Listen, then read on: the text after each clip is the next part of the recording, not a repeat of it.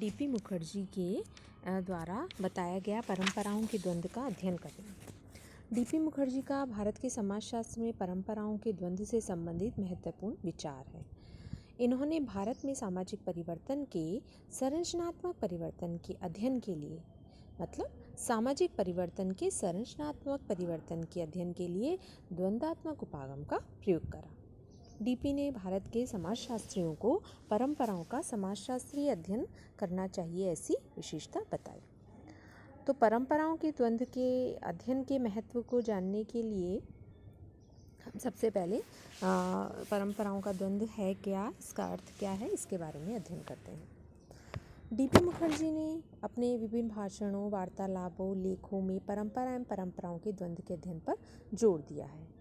इनकी मान्यता थी कि यदि हम भारतीय समाज तथा उसमें होने वाले परिवर्तनों को समझना चाहते हैं तो हमें पहले परंपराओं को समझना होगा।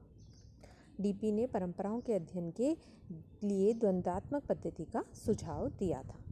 भारत के आंतरिक परंपराओं एवं भारी परंपराओं में संघर्ष, द्वंद्व, टकराव, अनुकूलन व समन्वय आदि होता है तथा इस प्रक्रिया के द्वारा ये भारत की सामाजिक संरचना को भी परिवर्तित करती है। तो डीपी ने इसी संदर्भ में परंपराओं के अध्ययन के महत्व को बताते हुए लिखा था कि भारतीय संस्कृति का विकास अनेक प्रजातियों एवं संस्कृतियों की क्रमानुगत चुनौती एवं संश्लेषण के परिणाम स्वरूप ही हुआ है। डीपी मुखर्जी ने यह भी लिखा था कि भारतीय समाज पश्चिम के समाजों की तुलना में कम विश्रृंखलित होता है। इसमें परिवर्तन अवश्य होता है एवं इस समाज का अध्ययन आयातित एवं आधुनिक वैज्ञानिक तकनीकों से नहीं कर सकते हैं। इस संदर्भ में डीपी मुखर्जी ने व्याख्यात्मक पद्धति से इसका अध्ययन करना चाहिए, यह हमें बताया था। तो परंपराओं का अर्थ क्या है, पहले हम इसकी परिभाषा देते हैं। तो डीपी मुखर्जी ने इसके संदर्भ में Indian tradition and social change, जो कि डाइवर्सिटी कृति में प्रकाशित हुई थी, इसने परंपराओं के विभिन्न पहलुओं के अध्ययन के बारे में प्रकाश डाला था। परंपरा का शाब्दिक अर्थ जो है वो होता है हस्तांतरण करना या कीमती वस्तुओं को सुरक्षित रखना, उत्तराधिकार एवं इतिहास आदि से होता है। तो डीपी ने लिखा है कि परंपराओं का लोग आदर सम्मान करते हैं और इनका समाज में लंबे समय से प्रचलन रहा है। परंपराएं भारतीय व्यवस्था का इतिहास होती हैं जिनके द्वारा भारतीय समाज की निरंतरता बनी रहती है।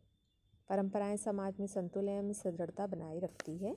तो इस प्रकार डीपी मुखर्जी ने परंपराओं के बारे में बताया। इसी तरह ड्यूटर व हॉट ने भी अपने अध्ययन में बताया था कि जन रीतियों के विरुद्ध कानून पारित किए गए हैं एवं कानून की हार हुई है, तो जन रीतियों की भी हार हुई है, ऐसा परंपराओं में कहा गया।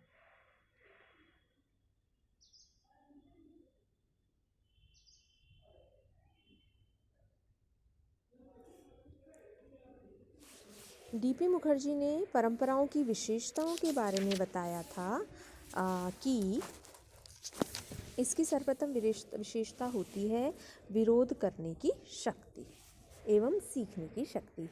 यानी क्या किस चीज़ का विरोध हुआ जाए, यानी जो पुराना चल रहा है उसमें अगर उसको पालन नहीं किया जा रहा है या उसमें कोई और चीज़ या और तत्वों का समावेश हो रहा है, तो परंपराओं में इतनी ताकत होती है कि वो उसका विरोध कर सके। समाज में संतुलन एवं संगठन भी बनाए रखने की क्षमता होती है परंपराओं में, कि समाज संतुलित रहे, संगठित रहे, ऐसा भी इसमें बनाए रखा जाता है। थर्ड होता है निरंतरता।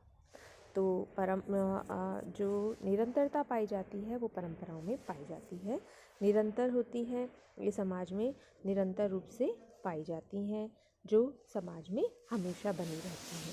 फिर है अनुकूलनता एवं सामंजस्य। तो इसमें अनुकूलन करने की क्षमता होती है, किसी भी चीज़ को अपनाने की, उसे समझने की क्षमता होती है, तथा सामंजस्य की क्षमता होती है। कोई भी चीज़ है उसको किस प्रकार सामंजस्य किया जाए, उसकी क्षमता भी इसमें पाई जाती है। नेक्स्ट होती है इसमें हस्तांतरण करने की क्षमता।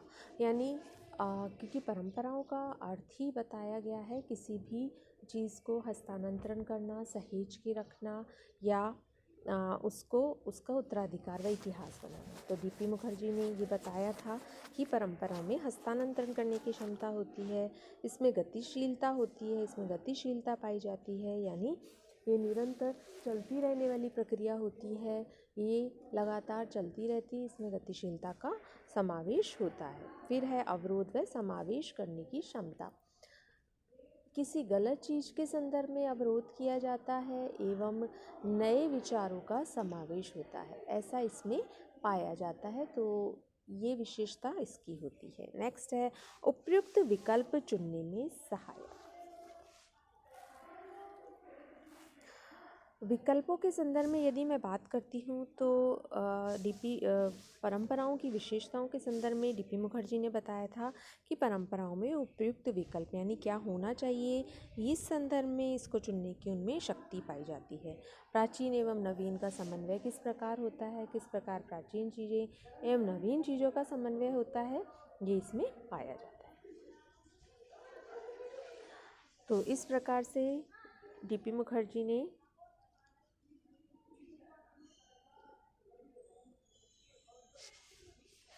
प्राचीन एवं नवीन समन्वय की बात करी थी, उनको इस प्रकार के हस्तांतरण के संदर्भ में बताया था।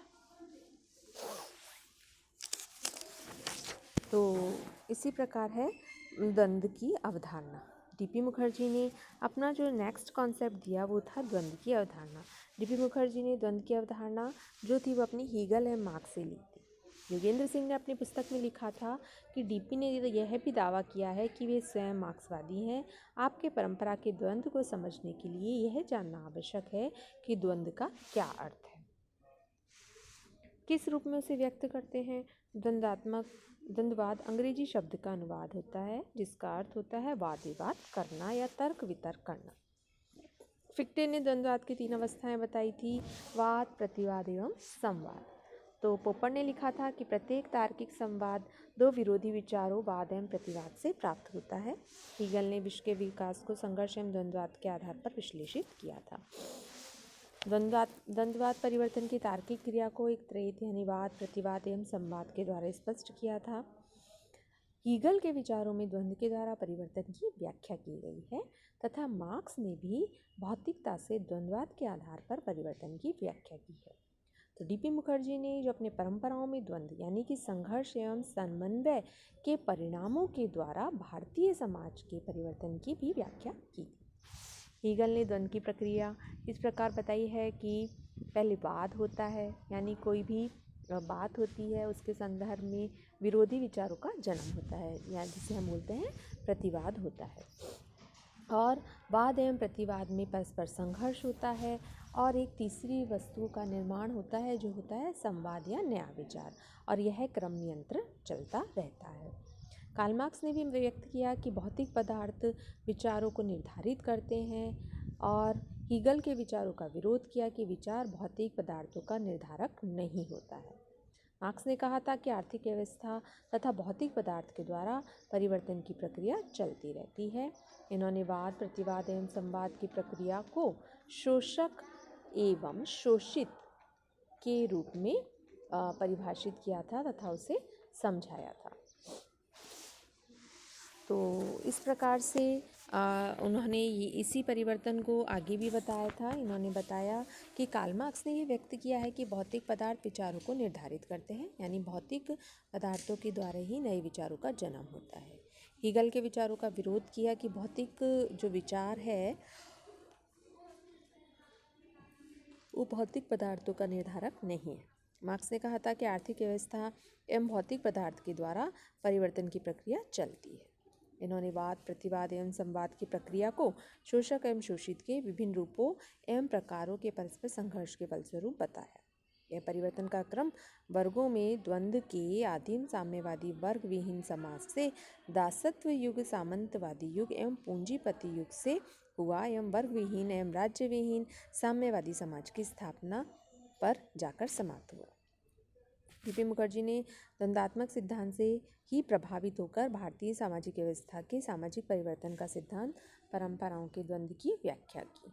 उनका मत था कि भारतीय समाज के इतिहास में वैदिक काल से लेकर आज तक समय समय पर पुरानी परंपरा एवं नई नवीन वृहद परंपरा तथा स्थानीय परंपरा, आंतरिक परंपरा, बाह्य परंपरा आदि में परस्पर संघर्ष होता रहता है तो अगर हम भारतीय समाज को समझना चाहते हैं तो हमें भारतीय इतिहास में परंपराओं के द्वंद्व, संघर्ष, विरोध आदि का क्रमबद्ध एवं व्यवस्थित अध्ययन करना होगा। वर्तमान में परंपरा एवं आधुनिकता के परस्पर द्वंद्व के अध्ययन पर भी जोर दिया गया। इसमें संघर्ष के अध्ययन के द्वारा आधुनिकरण की व्याख्या की जा सकती है तथा परंपराएं ये रूढ़वादी होती हैं। इसके विरोध में सुधार आंदोलन द्वारा नए मूल्य संघर्ष करने के हेतु उत्पन्न किए जाते हैं। इस प्रकार डीपी मुखर्जी ने परंपराओं के द्वंद्व को समझाया। धन्यवाद।